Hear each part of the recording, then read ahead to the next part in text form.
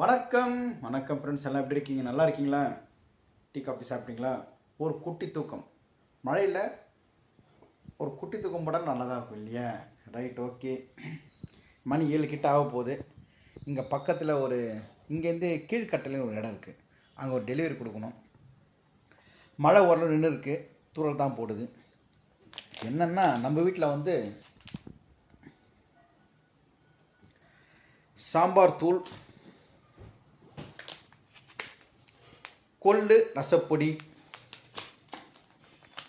எனக்கு பிடிச்ச முருங்கை இலை பொடி, தோசை இட்லி அதுக்கெல்லாம் போட்டு சாப்பிட்டா அவ்வளோ நல்லாயிருக்கும். நான் தோசையை ஊற்றிட்டு அது மேலே அது கொஞ்சோண்டு ஸ்பூன் எடுத்து அப்படியே நான் போட்டு சாப்பிடுவேன். எஸ்பெஷலி இந்த பருப்பு பொடி இட்லி தோசைக்கு நல்லாயிருக்கும். அப்புறம் சாப்பாட்டுக்கு நெய்யில் போட்டு சாப்பிட்டா ரொம்ப ரொம்ப நல்லாயிருக்கும். எல்லாமே ஹோம்மேடு தான், ஓகேங்களா?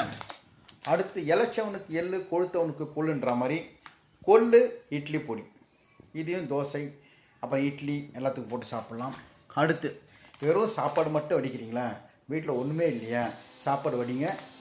புளியோதரை பொடி, இது அப்படியே தூவிட்டு இந்த கரண்டி நல்லா கிளறிட்டு கொஞ்சம் நல்லெண்ணெய் ஊற்றி கிளறிட்டிங்கன்னு வச்சுங்க, செம்ம டேஸ்ட்டாக இருக்கும். புளியோதரை பொடி, கோவில் புளியோதரை பொடி, கோவிலில் பண்ணுற மாதிரியே இருக்கும் அப்படியே. அடுத்து ரொம்ப ரொம்ப நல்லது உடம்புக்கு கருவேப்பிலை பொடி. இந்த கருவேப்பிலை பொடி யூஸ் பண்ணுறதால முடி நல்லா கருகருன்னு வளரும். எனக்கு வளர்ந்துருக்குங்களா கருகருன்ட்டு. இதற்கு காரணம் கருவேப்பிலை பொடி ஒரு காரணமாக இருந்தாலும் கோட்ரேஜ் ஹேர் டை, உண்மையாக சொல்லிடுறேன், ஓகேங்களா? அடுத்து முருகா குழம்பு மிளகாய்த்தூள். இந்த குழம்பு மிளகாய்த்தூள் குழம்பு செய்யலாம். அப்புறம் நம்ம கருணக்கிழங்கு, உருளைக்கிழங்கு ஆகியவற்றுக்கெல்லாம் இது போட்டு கொஞ்சம் உப்பு போட்டு பிரட்டி எடுத்து அவ்வளோ டேஸ்ட்டாக இருக்கும். அடுத்து சாம்பார் தூள்.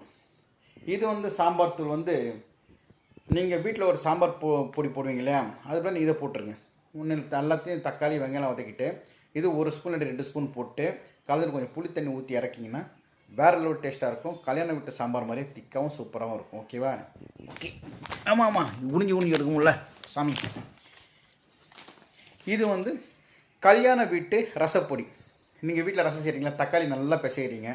தக்காளி பிசைஞ்சிட்டு புளி தண்ணி ஊற்றிட்டு இது 1 ஸ்பூன் போட்டு கலந்துட்டு கொஞ்சம் உப்பு போட்டு கொதி நேரத்தில் தாளித்து இறக்குனா கல்யாண வீட்டு ரசப்பொடி ready.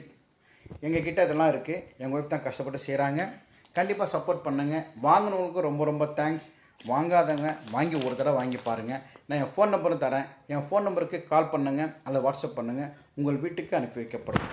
Thank you so much. Love you all. நன்றி உங்களோட ஆதரவுக்கு.